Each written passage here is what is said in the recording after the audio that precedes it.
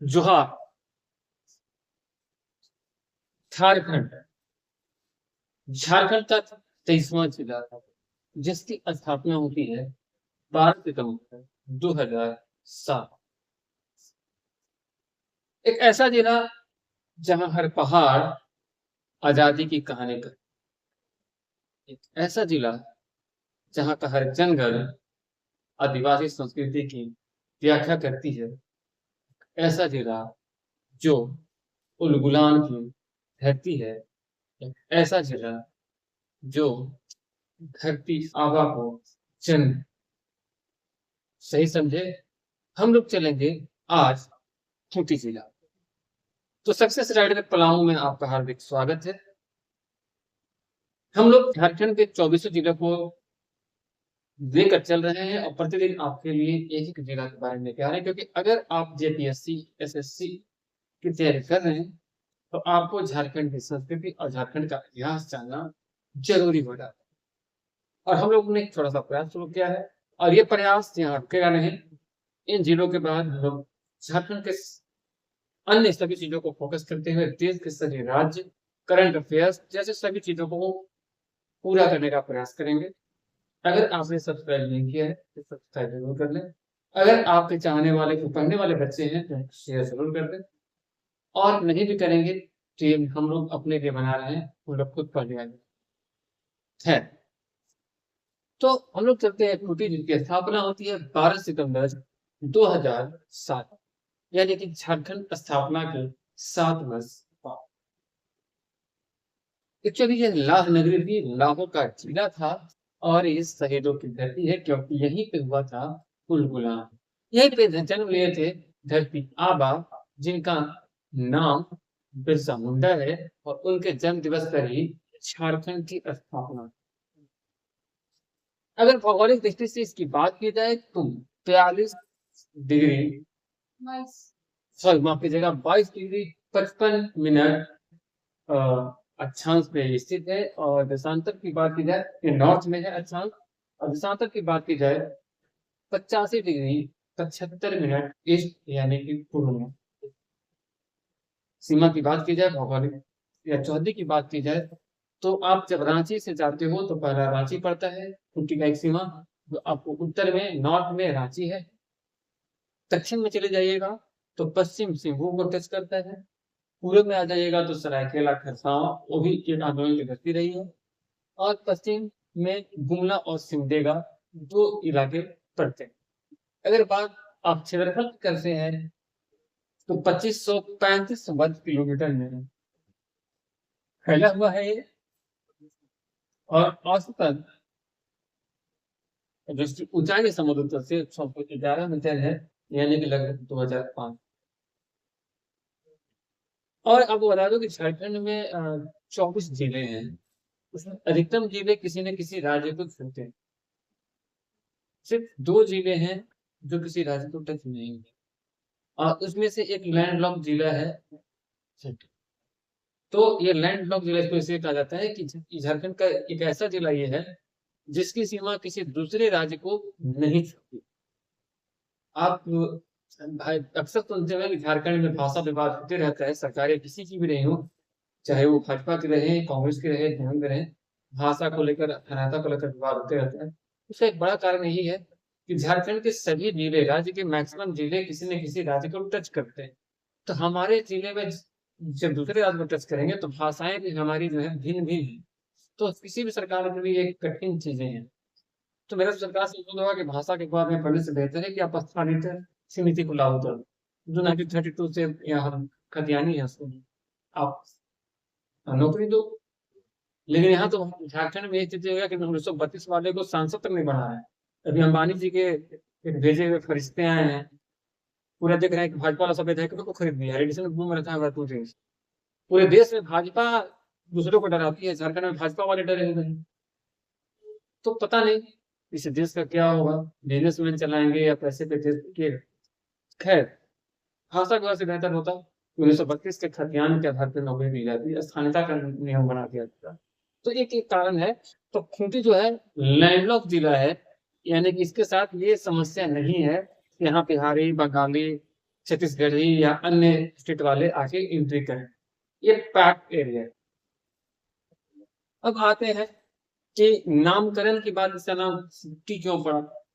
तो मुंडारी भाषा जो होता है, मुंडी भाषा जो होता है, वो अभी भी आप पलामू में भी हो तो लोग कहते हैं कि घर के वंश कैसे चले, खूंट कैसे चले। तो खूंट का अर्थ होता है वंश, खास करके खूंट बेसिकली पुत्र को ही माना जाता है, लेकिन वंश लाने के लिए पुत्रियां भी आज की डेट में कम नहीं। तो खूंट का अर्थ होता है परिवार या वंश, और इसी से निकला होगा, एक कारण ये माना जाता है।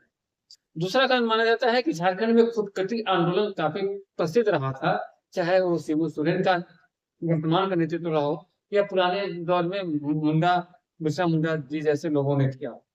तो खुदकटी परंपरा में क्या होता है कि भाई ईंटा गाड़ के अपने क्षेत्रफल चौहद्दी को बाउंड्री कर लिया जाता है, कवर कर लिया जाता है। अभी भी जगह जमीन का किसी का खरीदा था तो खूंटा ठोक दिया जाता है। तो ये खुदकटी से भी खूंटी निकला होगा। और खुलने का मतलब है कि अनेक अनेक चीजें हैं, लेकिन बेसिकली खूंट या कटी से ही खूंटी नहीं। छोटा नागपुर के राजा मदरा मुंडा के वंशजों ने यहाँ पे सबसे पहले खुदकटी की स्थापना की। यानी कि बिरसा मुंडा, शिबू सोरेन या अन्य नेता इनकी एंट्री बाद में होती है। सबसे पहले राजा मदरा मुंडा के द्वारा खुदकटी गांव की स्थापना की गई थी। तो खुदकटी गांव की स्थापना वैसे किसको जाता है? राजा मदरा मुंडा। और मुंडा समुदाय लगभग यहाँ 2000 वर्ष पहले से है, यानी कि 2026 अभी हो गया। आप मान सकते हैं कि ईसा के जन्म के आसपास से वहां पे मुंडा समुदाय रहता है। वहां पे नागवंशी शासक भी रहा है, और हनी मुकुट राय के समय छोटा नागपुर क्षेत्र में नागवंशी शासक का स्थापना। तो नागवंशी शासक के संस्थापक माने जाते हैं हनी मुकुट राय। गांव का संचालन मुंडा करते थे या कौन करते थे? मानकी, एक पद होता है मानकी। औपनिवेशिक संघर्ष की बात की जाए तो 1831 से लेकर 95 तक औपनिवेशिक संघर्ष चला है। कोल विद्रोह सबसे पहले होता है 1831-32 में बुद्धू भगत के द्वारा। फिर सरदारी लड़ाई होता है 1895 1858 से 95 तक, और 1857 के बाद मुंडा सरदार चलाया गया ये एक अभियान। अगर बात इसके ब्लॉक की जाए, प्रखंड की जाए, तो खुट्टी, तोरपा, कर्रा, मलहू, रनिया, अड़की, ये इसके ब्लॉक है, प्रखंड है। ग्राम पंचायतों की संख्या 86 और गांवों की संख्या 756, यानी कि 756 से अधिक, लगभग 756 से अधिक है। अनुमंडल की बात की जाए तो एक है, और नगर पंचायत एक है, थाना वहां पे 13 है। जनसंख्या 2011 के अनुसार लगभग 5,31,885 है। साक्षरता दर बहुत निम्न है, 63% के आसपास, उसको 64 कर सकते हैं, 63.86 है। और मेल का एजुकेशन रेशियो ठीक ठाक है, 74.8, और फीमेल जो है उनका एजुकेशन रेट काफी कम है, सिर्फ 53.6 है, अकॉर्डिंग टू 2011 सेंसस, 2011 की जनगणना। जनजाति की बात की जाए तो मुंडा, उरांव, लोरा, मैली, ये वहां की मुख्य जनजातियां हैं। हिंदी, नागपुरी, कुरुख, पंच परगनिया, खड़िया, ये वहां बोले जाते हैं। जलवायु की बात की जाए तो गर्मी भी वहां काफी अच्छी पड़ती है, लगभग 43-44 डिग्री तक टेम्परेचर जाता है गर्मी के दिनों में, और न्यूनतम आर्द्रता के हिसाब से 25-26 डिग्री गर्मी में वहां रहता है। 25 से लेके लगभग 45 तक का एवरेज मान सकते हैं वहां पे मौसम। और वर्षा की बात की जाए तो वर्षा ठीक ठाक होती है, क्योंकि वो जंगली एरिया है, तो 1100 से 1300 मिलीमीटर तक बारिश होने का अनुमान माना रहता है, तो बारिश भी ठीक ठाक होती है। और ठंडा की बात की जाए तो टेम्परेचर वहाँ बहुत ज्यादा लो नहीं होता है, कभी कभार 6 डिग्री तक गया है। हाँ, वही आप थोड़ा से उससे 5-10 किलोमीटर आगे चले जाइए तो कांके माइनस तक चला जाता है। छुट्टी से रांची, रांची से कांके बगल में ही, रांची में कांके पड़ता है, बगल वाला जिला, तो आगे चले जाएगा तो माइनस तक चला जाता है। लेकिन छुट्टी में वैसा ठंड का प्रकोप नहीं होता है, लेकिन 20 से नीचे होता है और 6 से ऊपर होता है, तो एवरेज ठंड भी ठीक ठाक पड़ता है। तो ठंड, गर्मी और बरसात तीनों वहां पे ठीक ठाक है। बरसात जम के होती है, 1100 से 1300 मिलीमीटर कम नहीं, छोटे से एरिया के साथ। नदी की बात की जाए तो असुर सभ्यता के अनुसार एक तजना नदी है वहां पे। असुर सभ्यता का ऑफिस भी है उस तजना नदी में। रानी जलप्रपात और बनाई नदी है, ठीक है, जो कि प्रसिद्ध पंचघाट जलप्रपात पर मिलता है। फिर हाथी नदी है जो कि पेड़वा घाट जलप्रपात पे है। पेखा मतलब पेड़वा घाट जो है कबूतर का घर को पेड़वा बोला जाता है, तो वो है। वृक्ष की बात करें तो झारखंड में साल का वृक्ष ही मुख्य है। महुआ, पलाश और कुसुम तो होता ही रहता है। कुसुम वहाँ की खासियत है। कुसुम का वृक्ष पलामू में बहुत खोजने से मिलता है, लेकिन वहाँ पे खासियत है बिरसा मुंडा को वहाँ पे धरती आबा, वहाँ के हम लोग भी धरती आबा ही कहते हैं, पूरे भारत के लोग तो बिरसा मुंडा जी को धरती आबा कहा करते हैं। इनका जन्म हुआ था 15 नवंबर 1875 को, और इनके पिता थे सगुना मुंडा और माता थी करती हाथू, और राष्ट्रीय तीर्थ का दर्जा मिला हुआ उलिहातू गांव को, और इनके गुरु का नाम था आनंद पंडित, ठीक है। तो उर्गुलान का अर्थ होता है महाविद्रोह, जो 1899 से 1900 तक चला था। 1899 दिसंबर में शुरू हुआ था और जनवरी बहुत लंबा नहीं चला। तो 1900 जनवरी में, क्योंकि 3 फरवरी को मुंडा जी को गिरफ्तार कर लिया गया था बिरसा मुंडा को, तो बहुत लंबा नहीं चला था। लेकिन ये उतने दिनों में ही अंग्रेजों को हिला देने के लिए काफी बड़ा। उर्गुलान का अर्थ ही होता है महान क्रांति या महान आंदोलन। और इसमें घटनाक्रम की बात की जाए तो 1895 में धरती आबा की गिरफ्तारी होती है, 1897 में रिहाई होती है, और 1899 में पुनः विद्रोह प्रारंभ हुआ। और एक गंबारी गुरु की घटना है जो काफी ऐतिहासिक है। वो इसीलिए ऐतिहासिक है कि इसका कंपेयर जो है, तुलना जो है, वो जालियांवाला बाग हत्याकांड से है। हालांकि इसकी तुलना जालियांवाला बाग हत्याकांड से होनी चाहिए या नहीं, इस पे भी ठीक उसी तरह विवाद होना हो सकता है जिस तरह समुद्रगुप्त को नेपोलियन, जो डोमारी गुरु पहले हुआ, जालियांवाला बाग बाद में। तो इस उस जालियांवाला बाग के कंपेयर डोमारी गुरु से होना चाहिए। डोमारी गुरु का कंपेयर जालियांवाला बाग से नहीं, क्योंकि जो पहले हुआ उससे कंपेयर किया जाना है। लेकिन इतिहास में जो लिखा गया है, तो 9 जनवरी 1899 को सैर नकाब पहाड़ी पर 1000 लोग एकजुट हुए थे और अंग्रेजी सेना ने गोलीबारी शुरू कर दी, जैसे जालियांवाला बाग हत्याकांड में गोलीबारी किया गया था। तो सैर वो बाग था, यहाँ पे पहाड़ है, और इसे झारखंड का जालियांवाला बाग हत्याकांड कहा जाता है। हम ये भी तो कह सकते हैं कि जालियांवाला बाग जो है वो झारखंड का डोंबारी गुरु घटना से प्रभावित है, या भारत का डोंबारी गुरु घटना कह सकते हैं। और 3 फरवरी 1900 को मुंडा जी को गिरफ्तार किया गया। 9 जून 1900 को रांची जेल में उनकी मृत्यु हो जाती है। उसके बाद सीएनटी सदानंदपुर काश्तकारी अधिनियम, संथाल परगना टेनेसी एक्ट, तो आपको संथाल में आया था, तो संथाल जाएंगे तब पढ़ेंगे। संथाल विद्रोह में लोग पढ़े भी है पहले से। तो सीएनटी एक्ट यहाँ का प्रमुख एक्ट है, 1912 में कानून बना। आदिवासी भूमि की सुरक्षा करता है ये, यानी कि कोई भी आदिवासी भूमि को दूसरे लोग नहीं खरीद, गैर आदिवासियों की भूमि हस्तांतरण पर नियंत्रण करता है, और कुटकटी की जो अधिकार थे उसको कानूनी रूप से सीएनटी माना। अब छुट्टी जाइएगा, जंगल है, पहाड़ है, तो घूमने का जगह भी है। जैसे पंचघाघ जलप्रपात है जो 5-6 मीटर ऊंचाई से वहां के जलप्रपात झरना पानी निकलता है। पेड़वा घाघ है जो इसका कबूतर का घर है, 12 मीटर इसकी ऊंचाई है, लगभग 40 फीट। और रानी जलप्रपात है जो 9 से 12 मीटर यानी 30-40 फीट ऊंची है। उलिहातू में भी एक जलप्रपात है, और ये काफी ऊंचा है, मतलब ये देखने योग्य है, तो इसकी ऊंचाई 670 से 730 मीटर है। और इसको अगर फीट में हम लोग कन्वर्ट करते हैं तो लगभग 2200 से 2400 फीट ऊंचा है। तो उतने ऊंचे से जब पानी गिरता होगा तो सोचिए क्या मतलब दृश्य होता होगा। अब आप लोग पास तो स्मार्टफोन है, हम तो गए नहीं, तो कम से कम फोटो में ही दर्शन करा दीजिएगा, कम से कम कभी जाए तो क्या मजा अभी से ले रहे। गब्बारी बुरुज जहाँ पे घटना हुआ था, ये भी 600 760 से 900 मीटर ऊंचा है, ऊंची पहाड़ी है। तो वहां से भागोगे तो नीचे ही गिरो। तो ये भी काफी ऊंची पहाड़ी है। अमरेश्वर धाम है जिसको अंगराबाड़ी कहा जाता है, भगवान शिव का स्वयं शिवलिंग जो एक आम के पेड़ के नीचे है।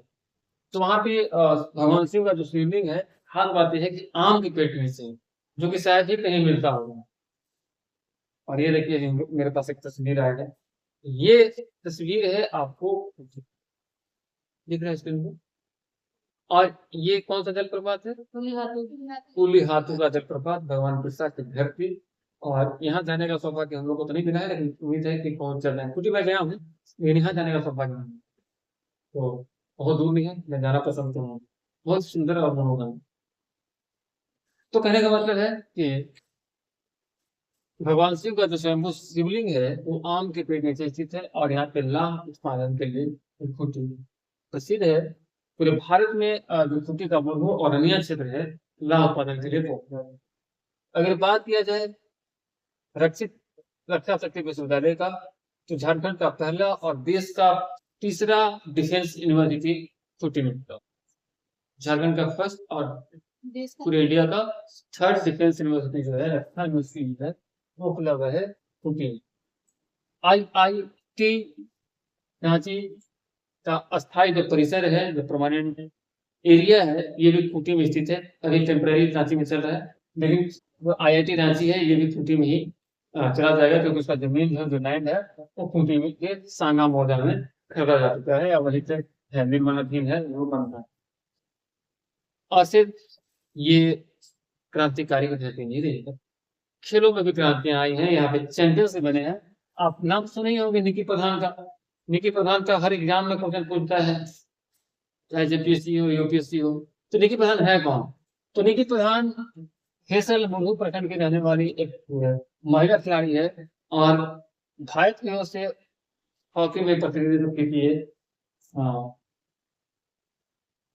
रियो 2016 ओलंपिक हॉकी में प्रतिनिधित्व की थी, और ओलंपिक में भारत का प्रतिनिधित्व करते हुए 2016 में थी। और निकी प्रधान को लगता है कि ओलंपिक में प्रतिनिधित्व करने वाली पहली महिला हॉकी खिलाड़ी। इसमें तो जयपाल सिंह थे, लेकिन महिला में निकी प्रधान पहली है जिसको रियो ओलंपिक में खेलने का मौका मिला। तो एक चैंपियंस की धरती है। मनोहर टोपनो भी है, जयपाल सिंह मुंडा, मैंने भी बताया कुछ देर पहले ही, मरीको मरान गोमती की उपाधि में भी है, और वो संविधान सभा के अध्यक्ष सदस्य भी थे, और झारखंड पार्टी के संस्थापक भी थे। उनको काफी विधानसभा सीटें भी मिली थी संयुक्त बिहार में 1952 के चुनाव में। सरना स्थल भी है, आदिवासियों के द्वारा संरक्षित किया गया। सरनाम का अर्थ होता है पवित्र वन स्थल, जहाँ लोग पूजा करते हैं, जहाँ साल के बीच पूजा होती है। और राजनीतिक प्रतिनिधित्व की बात की जाए तो वहाँ पे स्थिति लोकसभा क्षेत्र है, जो कभी अर्जुन मुंडा जो झारखंड मुख्यमंत्री थे, वहां से वो सांसद बने थे। फिर उनकी पत्नी भी चुनाव लड़ी थी, मीरा मुंडा, वो हार गई। खूंटी संसदीय क्षेत्र है, और वहाँ पे खूंटी और सिमडेगा दो विधानसभा है, रांची सरायकेला खरसावां के ईश्वर। तो अभी वर्तमान में सांसद है वहाँ पे कालीचरण मुंडा, जो कि कांग्रेस के हैं, और निकटतम प्रतिद्वंदी उनके अर्जुन मुंडा रहते, अर्जुन मुंडा को हरा के वो सांसद बने हैं, और बीजेपी को हराए थे। और तब पहले ये जो अर्जुन मुंडा है आदिवासियों के केंद्रीय मंत्री थे, और इनको ही हरा के कालीचरण मुंडा ने चुनाव को जीता है। एक्चुअली भाजपा विधायक नीलकंठ सिंह मुंडा जो है उनके भाई हैं, भाई साहब बीजेपी में है विधायक, और एक भाई साहब कांग्रेस में है सांसद। विधानसभा की बात की जाए तो उठी विधानसभा जो है शेड्यूल ट्राइब आरक्षित है। रामपुरम हाँ? राम सुरेश नहीं, हमको लगता है कि इसमें हमको डाउट लग रहा है। देखिए तो ये जीता तो JMM ही है, नीलकंठ सिंह मुंडा को हरा के, लेकिन हाँ 2024 का देखिए तो फिर विधायक करंट विधायक खूंटी का कौन है? क्योंकि आज राज्यसभा का चुनाव होना है, तो विधायक जी अभी होंगे वहाँ रेड ब्लू में, या वोट डाल रहे होंगे। नीलकंठ सिंह मुंडा के बारे में मैंने बताया, बीजेपी के थे, इनको राम हराया। सूर्य मुंडा हाँ? राम सूर्य मुंडा इनका बराबर नाम है क्या? सुनाओ।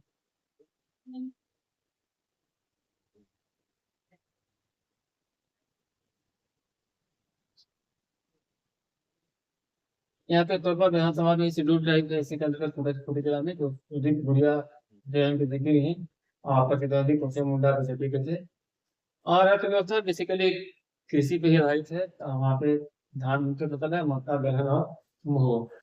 नहीं मिला? नहीं है। पहले तो नहीं, ऐसा नहीं हुआ।